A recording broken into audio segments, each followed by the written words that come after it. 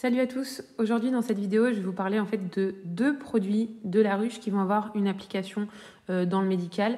Alors je ne vais pas vous parler de toutes les applications et de toutes les propriétés médicinales du miel et des autres produits de la ruche. Ça je pense que vous pouvez faire très facilement une recherche internet et trouver tout ce qu'il vous faut. Je vais vous parler de deux choses pour vous montrer des choses qui ne sont pas forcément présentes sur internet. Donc la première, j'ai eu l'énorme chance pendant ma jeunesse de pouvoir m'entretenir avec le professeur Descott du CHU de Limoges.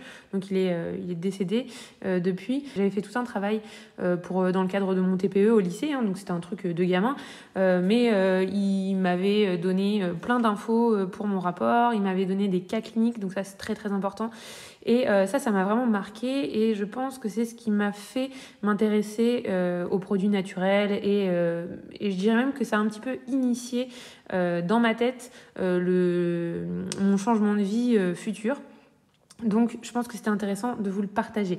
Donc ça va être la première partie de cette vidéo puisque je vais vous montrer qu'est-ce qu'il faisait ce monsieur Descott avec le miel et avec quel miel exactement. Et dans la deuxième partie, on va parler de l'utilisation de la propolis dans le cadre des soins dentaires si nous étions dans une situation dégradée ou en cas d'urgence si vous ne pouvez vraiment pas faire autrement en attendant votre dentiste. Donc on va commencer par le miel. Donc le professeur Descott, c'est un chirurgien gastro-entérologue au CHU de Limoges et il utilisait le miel pour la cicatrisation de ses plaies. Alors c'était pas des petites plaies de rigolo, c'était des plaies digestives profondes, je crois que ça faisait 5 ou 6 cm, je sais plus de mémoire. Et donc il appliquait en fait le miel sur la plaie, je vais vous montrer juste après ses résultats. Donc il appliquait le miel sur la plaie en couche épaisse, puis après il mettait des gaz pour faire le pansement dessus. Et ça remplaçait les pansements hydrocolloïdes qui sont utilisés d'habitude dans le cadre hospitalier. Donc c'est pas n'importe quel miel qu'il utilisait, c'était un miel de thym. Pourquoi ? Parce que le miel de thym, c'est celui qui va être le meilleur pour la cicatrisation des plaies, c'est celui qui est le plus antibactérien grâce à la molécule le thymol qui est contenu dans le thym. Et ce miel de thym devait être mis dans des pots qui étaient complètement à l'abri de la lumière, c'est-à-dire qu'il les mettait dans des boîtes en carton pour que le miel ne soit pas du tout altéré par la lumière du jour. Donc vous pouvez utiliser des verres un peu foncés. Je pense que les verres ambrés c'est encore mieux que les verres de cette couleur là, ou sinon vous les mettez vraiment dans une boîte ou vous le fermez dans un placard, mais il ne faut surtout pas que les rayons du soleil entrent en contact avec le miel, sinon auquel cas vous allez réduire les propriétés antibactériennes du miel. Alors ça va pas non plus tout zigouiller, mais ça sera moins bien. Et il faut qu'il soit pas trop vieux quand même pour qu'il garde vraiment absolument toutes les propriétés qu'il avait. Donc lui, dans ce qu'il me disait, c'est que le miel est 3 fois plus efficace que les pansements hydrocolloïdes alors qu'il coûte 8 fois moins cher. Donc c'était vraiment un produit de choix et surtout qui était vraiment bien toléré par les patients. Pourquoi le miel marchait aussi bien ? Eh bien en fait pour qu'une plaie cicatrise bien, il faut que ce soit un milieu qui soit humide. Donc le miel est composé quand même d'eau à environ 17%. Ça dépend de la récolte, mais en général, pour qu'il se conserve bien, il ne faut pas qu'il y ait trop d'eau non plus. Le minimum pour la conservation, je crois, c'est 18%, un truc comme ça. Aux alentours, on va dire. Donc votre miel va avoir un certain pourcentage d'eau. Donc ça va être un milieu qui va être très propice à la cicatrisation. La deuxième chose, c'est que pour une bonne cicatrisation, il faut que ce soit un milieu qui est acide. Et le miel a un pH acide. Donc ça, c'est pareil, ça va très bien convenir. Et le miel est antibactérien, donc grâce à plein de molécules d'huile essentielle, le thymol, voilà, tout ce que les abeilles vont butiner, donc ici en l'occurrence du thym, mais aussi grâce à l'importante concentration en sucre. Le miel, quand vous allez l'appliquer sur une plaie, ne va pas vous piquer ou vous brûler. C'est quelque chose qui est quand même assez inerte vis-à-vis de la douleur. Je ne sais pas si on peut utiliser ce mot dans ce cas-là. Et autre chose, c'est quelque chose qui est vraiment bien adhérent à la plaie. Le miel, c'est collant, donc quand vous allez l'appliquer, ça va vraiment bien rester dessus et l'engluer. Et c'est à peu près simple à retirer. Ça ne va pas sécher et durcir. Donc pareil, c'est assez intéressant à utiliser dans ce cas-là. Donc maintenant, je vais vous montrer un cas clinique qui m'avait montré, qui est assez révélateur. Si vous supportez pas la vue de choses un petit peu gore, vous pouvez directement sauter je vais vous chapitrer le truc pour que vous le sautiez en fait. Bon, c'est pas non plus, faut s'habituer un petit peu à voir ça aussi. Faut pas être trop fleur bleue dans la vie. Donc je vais vous montrer ça parce que c'est vraiment assez parlant. Donc voilà un exemple de plaie digestive. Donc là, je sais plus ce qu'il avait fait à l'époque. Bref, il y avait un trou, quoi. Voilà. Donc ce trou était assez profond. Donc ça, c'était au stade 0. Et en fait, ils appliquaient du miel. Les pansements sont changés quotidiennement. Donc il y a une réapplication au moins une fois par jour sur les plaies. Donc là, on a le trou au J0, quand il a été fait. Et on va voir déjà que dès la première semaine, ça commence un petit peu à former des bourgeons de cicatrisation. À la semaine 2, c'est déjà vraiment bien refermé. À la semaine 3, on voit que ça occupe déjà tout le trou, il n'y a plus de perforation, on est quasiment au niveau cutané. À la semaine 5, ça s'est déjà refermé un petit peu, seulement 2 semaines après ça, vous vous rendez compte. Et à la semaine 8, il n'y a plus rien. Voilà, il reste ça. Donc en 8 semaines, vous avez une plaie profonde qui a été complètement refermée juste avec l'application de miel. Donc ça, c'est de la propolis que j'ai récoltée dans la ruche. Pour l'utilisation qu'on en a, étant donné que ça va être dans un milieu chaud, il vaut mieux prendre la propolis qui est sur les cadres ou à l'entrée du trou de vol, où la concentration en cire va être la plus importante. Et donc, ça ne sera pas trop mou à la température dans laquelle on va le mettre. Cette propolis, elle a des propriétés antibactériennes, antifongiques, plein de choses. C'est un petit peu utilisé comme assainissant dans la ruche. Ils vont le mettre aussi pour boucher toutes les fentes. C'est un peu leur ciment, on va dire. Ils s'en servent de joint. Et ils s'en servent aussi quand il y a des intrus qui ne peuvent pas sortir, des choses trop grosses.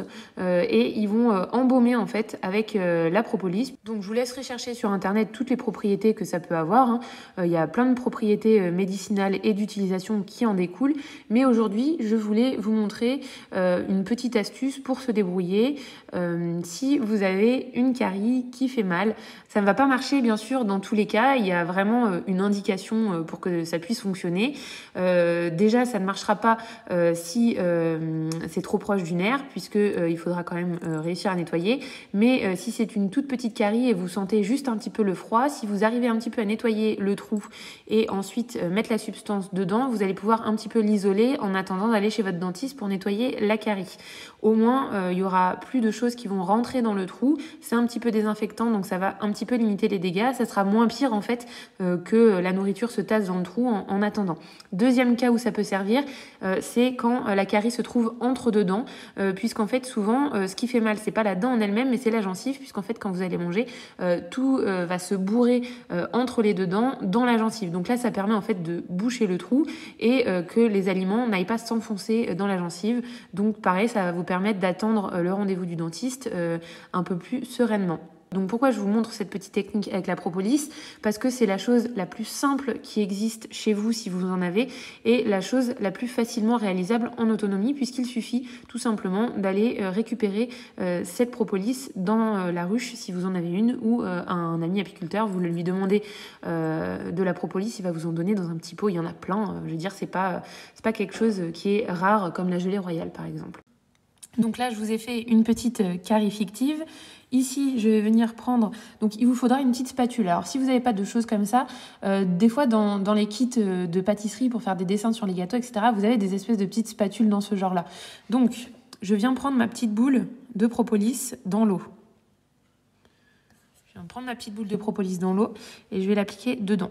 Dépêchez-vous parce que ça va quand même durcir rapidement. Enfin, moi, ça va durcir très rapidement parce que je suis en dehors de la bouche, donc c'est froid.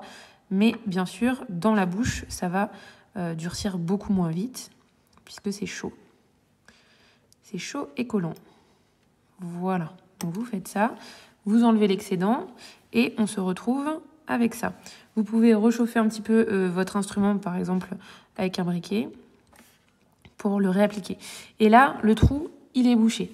On va refaire la même chose avec une carie différente. Donc là, avec celle-ci, vous voyez, c'est entre dedans. Hop, vous le plaquez bien et vous l'appliquez. Donc il m'en faudra un deuxième pour derrière.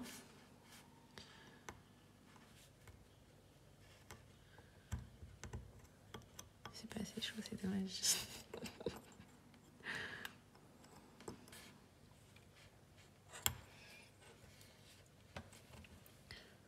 Attends. Attends 2 secondes.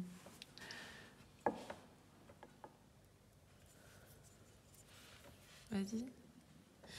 Donc moi là j'ai dû le tremper dans l'eau parce qu'il fait trop froid chez nous. Bien sûr dans la bouche, comme c'est un milieu chaud, vous n'aurez pas ce problème-là. Il sera beaucoup plus malléable et collant à la surface de la dent. Voilà. Donc là je vous ai montré derrière, hein, et il en manque un petit peu là. Je vais en récupérer d'autres.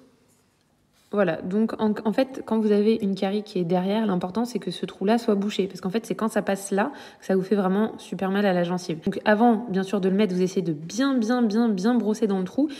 Quitte aussi à prendre, vous savez, les auriculis pour nettoyer dans les oreilles, ça fait comme une mini cuillère. Essayez de gratter avec pour enlever vraiment le maximum de choses sales. Et ensuite, même vous pouvez aussi le faire avec un cure-dent, même si bon, c'est un peu pointu, des fois vous pouvez vous blesser si vous n'êtes pas doué, avec une brossette interdentaire aussi. Donc vous nettoyez le maximum et ensuite vous fourrez la propolis dedans. Alors soit bien sûr avec le petit instrument comme je vous ai montré, soit vous tassez comme ça avec le doigt bien fort, mais ça va être un petit peu plus aléatoire, mais ça peut marcher. Il faut vraiment en fait que la propolis soit vraiment bien chaude pour que ce soit quelque chose de très malléable, parce que si vous la gardez dure, vous n'allez pas réussir à boucher ce trou. Alors c'est possible qu'elle se décolle, donc vous vérifiez qu'elle est toujours dans votre dent au bout de quelques temps, et c'est pas un soin définitif, parce que ça va finir par partir au bout d'un moment. Donc c'est vraiment en attendant pour vous soulager si vous ne trouvez vraiment personne, quoi.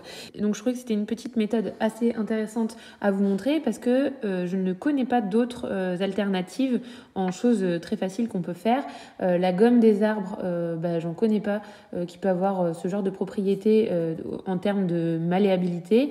La cire, elle est liquide à partir de 60 degrés. Donc avec les 37 degrés de votre corps, vous n'aurez pas de problème. C'est aussi une substance qui est quand même très collante, donc elle va vraiment bien tenir sur votre dent. Donc la deuxième application de la propolis au niveau des dents, vous pouvez vous en servir pour faire tenir une petite boulette de coton avec de l'huile essentielle dessus pour vous soulager. Donc ça c'est plutôt dans le cas où vous avez une très grosse cavité dans votre dent et que vous êtes donc soit en pulpite, c'est-à-dire que le nerf est encore là, donc vous sentez encore le chaud et le froid. Pour faire le test, vous mettez un glaçon sur la dent. Si vous le sentez et que ça fait mal, dans ce cas-là, on parle d'une pulpite. Elle peut être réversible ou irréversible, on ne va pas rentrer dans les détails, mais il faut rapidement aller chez le dentiste. Soit vous êtes dans une situation dégradée, soit votre dentiste, il ne peut pas vous donner de rendez-vous avant très longtemps et vous ne trouvez pas d'autre solution. Donc là, il va falloir agir parce que c'est vraiment une douleur très intense. C'est vraiment à se taper la tête contre les murs. Vous ne dormez pas. On les voit tout de suite, ils arrivent avec les yeux rouges. On sait ce qu'ils ont. Donc dans ce cas-là, il y a en général une grosse cavité. Et donc, il va falloir mettre un petit peu d'huile essentielle anti-inflammatoire. Donc en général, c'est le clou de girofle. C'est très connu. Sauf qu'il y en a, en fait, ils prennent directement l'huile essentielle, ils en foutent partout. Comme c'est une huile essentielle qui est caustique pour la peau, en même temps, vous bouffez la gencive. Donc là, il vaut mieux mettre sur une petite boulette de coton une goutte d'huile essentielle de clou de girofle et ensuite vous le mettez à l'intérieur de la dent, dans le petit trou, et par-dessus, vous allez venir mettre la propolis pour l'enfermer à l'intérieur et que ça diffuse dans la dent. Donc là, vous pouvez le mettre pur et donc là, il va vraiment agir au cœur du problème. Ça peut marcher aussi si vous avez un abcès en dessous, mais si c'est pas perméable dans la dent, ça va pas arriver jusqu'au bout. Donc en cas d'abcès au bout de la dent, là, il vaut mieux mettre l'huile essentielle diluée à 20% dans une huile neutre comme du tournesol, d'olive, et là vous l'appliquez en fait en dessous là au niveau de la gencive. Donc voilà, la propolis va vraiment servir à maintenir ce petit coton dans la dent. Et donc là c'est possible dans deux cas d'utiliser cette technique. Donc je vous l'ai dit, soit dans le cas de la pulpite où la dent est encore vivante. Prenez un glaçon, vous le mettez sur la dent. Si ça fait aïe et que ça fait très mal, c'est que la dent elle est encore vivante, donc c'est ce cas-là. Ou alors si la dent est nécrosée et qu'il y a un abcès en dessous, et dans ce cas en fait ça ne sent plus ni le chaud ni le froid, mais quand vous appuyez comme ça sur la dent, ça vous fait mal en dessous là. Voilà. Donc ça c'est les deux cas où vous pouvez mettre une petite boulette de coton avec de l'huile essentielle. Donc toujours, imaginons on est en situation dégradée. Pourquoi ça marche l'huile essentielle de clou de girofle? C'est parce que dedans il y a la molécule qui s'appelle l'eugénol. Nous on l'utilise au cabinet, donc moi j'utilise directement l'huile essentielle de clou de girofle, mais la plupart des autres dentistes utilisent ou utilisaient, je crois que le produit ne se fait plus, mais ils utilisaient ce qu'on appelait le pulpéril. C'était aussi de l'eugénol. C'est la fameuse odeur de dentiste, c'est ça en fait. C'est vraiment la molécule qu'il y a dans le clou de girofle. Donc c'est vraiment l'huile essentielle qui en contient le plus, je crois que c'est 60 ou 70%, un truc comme ça. Mais vraiment en autonomie, vous pouvez avoir vous aussi de l'eugénol, et c'est avec cette plante-là. Ça, c'est du laurier nobilis, donc vous le confondez pas, le laurier noble, vous ne le confondez pas avec le laurier rose ou avec le laurier, vous savez, là, les lauriers des haies, là, les lauriers cerises, parce que les autres sont toxiques et ne contiennent pas d'eugénol, donc ça ne servira à rien. Et donc, cette plante-là va contenir quand même pas beaucoup d'eugénol, 2%, donc beaucoup moins que le clou de girofle. Mais si vous avez rien d'autre, et vous passez à l'alambic une grosse quantité de feuilles de laurier, et vous obtiendrez votre huile essentielle que vous pourrez utiliser à cette fin-là. Alors ça a plein d'autres propriétés, l'huile essentielle de laurier noble. Il est aussi appelé le laurier sauce, c'est celui qu'on utilise dans toutes les sauces de viande, Donc il est très, très commun. Ah oui, et l'avantage aussi de ce laurier, c'est que c'est un buisson qui pousse vraiment bien. Le mien, là je l'ai retaillé, mais il fait quoi? Il faisait peut-être 3 mètres de haut sur 2 mètres de large, donc vous allez avoir beaucoup de feuilles, donc vous allez vraiment pouvoir faire pas mal d'huile, vous allez vraiment avoir des grosses quantités. Je ne connais pas d'autres plantes qui contiennent de l'eugénol et qui sont faisables en milieu tempéré. Si vous en connaissez d'autres, vous pouvez les mettre dans les commentaires. En tout cas, moi, sur mon terrain, c'est la seule plante avec laquelle je peux faire de l'eugénol. Et je vous dis, c'est pas des quantités énormes, donc ça marchera beaucoup moins bien que l'huile essentielle de clou de girofle. Une autre huile essentielle qui peut être sympa à utiliser dans le cadre des dents. Souvent, beaucoup de gens l'ont parce qu'en fait, c'est celle qui a le moins de contre-indications. Vous pouvez l'utiliser chez les enfants. Je crois même chez la femme enceinte, c'est possible. Vous vérifierez, bien sûr. C'est celle de Titri. Alors là, par contre, ça va pas vous soulager spécialement ni la douleur si c'est une douleur inflammatoire, ni si c'est une infection. Mais par contre, si vous le mettez dans la dent là et que vous l'enfermez dedans, s'il reste des petites bactéries, ça peut les tuer. Donc ça a une action antibactérienne, donc ça va tuer les petites bactéries qu'il y a dedans. Mais ça va pas spécialement vous soulager, ça va juste empêcher la carie de continuer de descendre plus bas. Donc on va dire que ça serait utilisable que si la carie est profonde mais qu'elle vous fait pas encore mal en fait.